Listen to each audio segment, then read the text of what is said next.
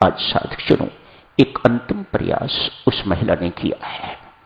आजकल poly clinics हैं, multi speciality clinics.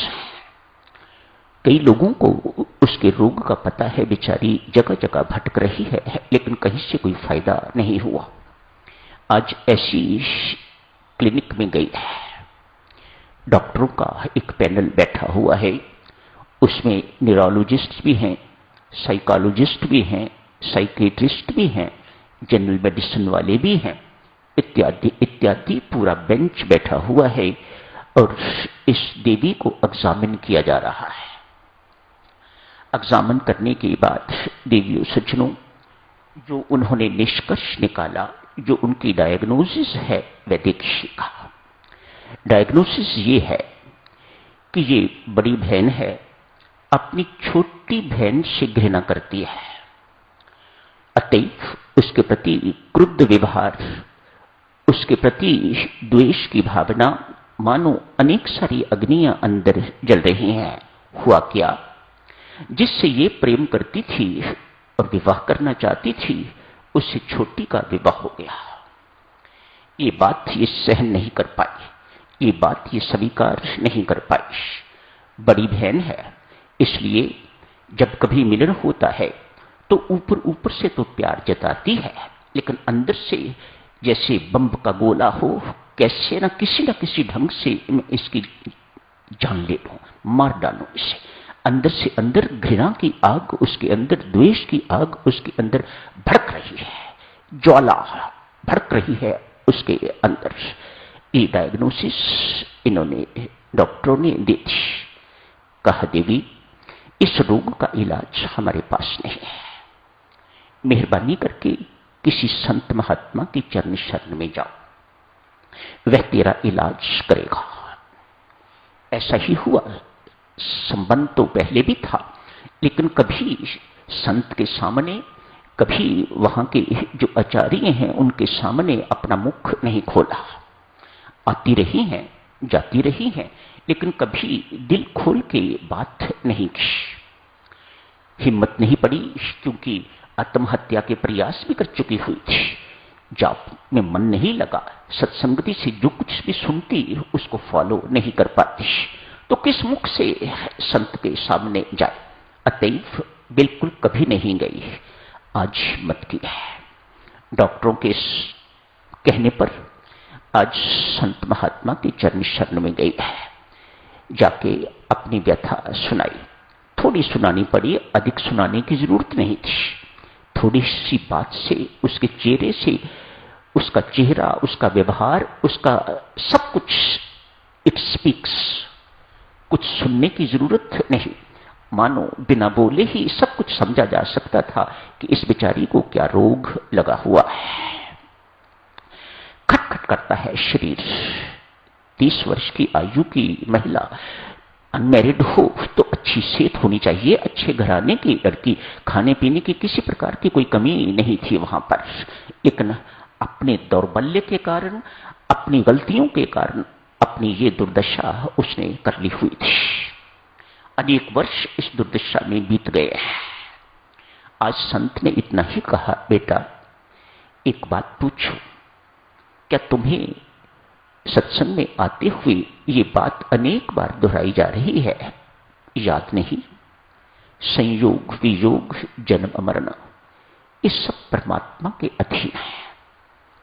क्या तुम्हें इस पर विश्वास है कि नहीं? हाँ, विश्वास है। फिर ईर्ष्या किस बात की? क्या अन्याय हुआ है तेरे साथ?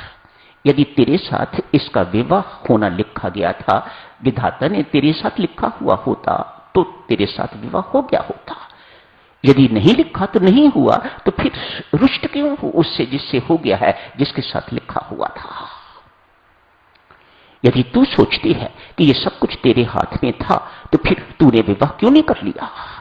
स्पष्ट है ये तेरे हाथ में नहीं है, ये किसी के भी हाथ में नहीं है, ये परमात्मा के ही हाथ में है। ये परमात्मा ने अपने हाथ में रखा हुआ है।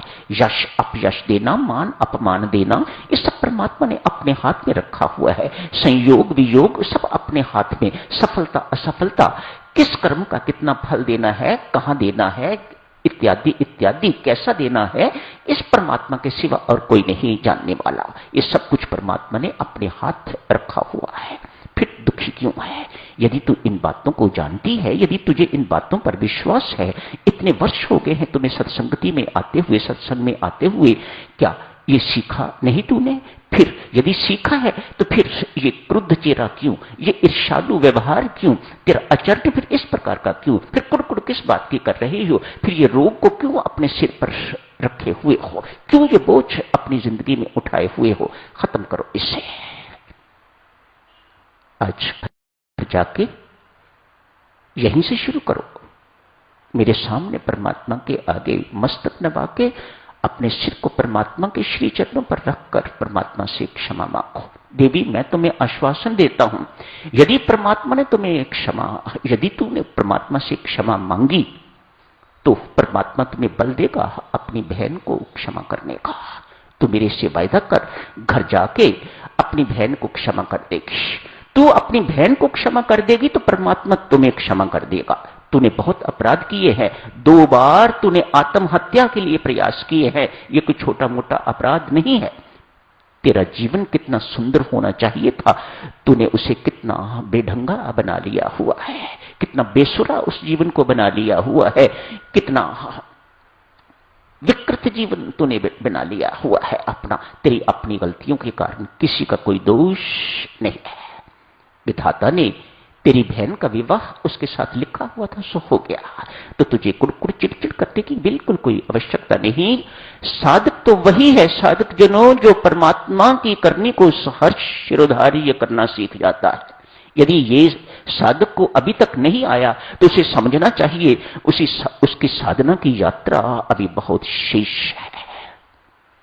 परमात्मा की करनी में कोई दोष नहीं है, कोई अन्याय नहीं है, कोई अत्याचार नहीं है, कोई त्रुटि नहीं है। उसकी हर करनी में हर एक का हित है, कभी अनुकूल उसमें भी हित और कभी प्रतिकूल तो उसमें भी हित। जो साधक इस बात को पहचान जाता है, साधक जनों, वह परम शांति का भागी हो जाता है। आप कुछ भी कर लो, जैसा इस महिला ने करके देखा, तरह तरह के इलाज करवा लिए, लेकिन रोग तो खत्म नहीं हुआ, रोग तो टस से मस नहीं हुआ, बिल्कुल वैसा का वैसा ही बना रहा। क्यों बना रहा? इसलिए रोग का कारण तो मिटा ही नहीं। जब तक रोग का कारण नहीं मिटेगा तो रोग कैसे मिटेगा? रोग का कारण ढूंढो। मेरी माताओं, सज्जनों, पुनः आपसे हाथ जोड़ के प्रार्थना करता हूं, हम किसी न किसी प्रकार से हर एक कोई रोग उठाए हुए हैं। घर जाके ढूंढो, खोजो, इस रोग का कारण क्या है। कोई ना कोई विकार मिलेगा। तनिक सोचो, सिर दर्द है किसी को, सिर दर्द रोग नहीं है, किसी एक चिन्ह है। ब्रेन ट्यूमर भी हो सकता है, ब्रेन के ऊपर झिल्लियां होती हैं, उनकी सूजन भी हो सकती है, स्पॉन्डिलाइटिस भी हो सकती है, पेट की खराबी भी हो सकती है, पेट में गैस बहुत है, सिर दर्द होती है। अनेक सारे कारण हैं सिर दर्द के। आप माइग्रेन कारण है सिर दर्द का, आप पेन किलर लेते हो, आपकी सिर दर्द ठीक हो जाती है थोड़े समय के लिए, शाम को फिर लेनी पड़ती है, या अगले दिन फिर लेनी पड़ती है, या 2 दिन के बाद फिर लेनी पड़ती है। क्यों? अभी तक कारण नहीं पता चला। आप खोपड़ी का एक्सरे करवाते हो, साइनस का एक्सरे करवाते हो, न जाने क्या क्या करवाते हो, MRI इत्यादि इत्यादि, इतना कुछ करवाने के बावजूद भी सब कुछ नॉर्मल निकलता है। दोष क्या है? आंखें ठीक नहीं, आंखों के मसल कमजोर हैं, कन्वर्जेंस इनसफिशिएंसी है, आंखें पूरी तरह से कन्वर्ज नहीं कर पाती, इसलिए हेडेक होती है। 1 मिनट लगता है, पता लगा, उसके बाद 1 सप्ताह की एक्सरसाइज और सिर दर्द कभी होती नहीं है। क्यों? कारण पता लग गया। जब तक देवियों सज्जनों रोग का कारण नहीं पता लगेगा, तब तक रोग बने रहेंगे। हमारे सबके रोग लगभग इसी प्रकार के हैं।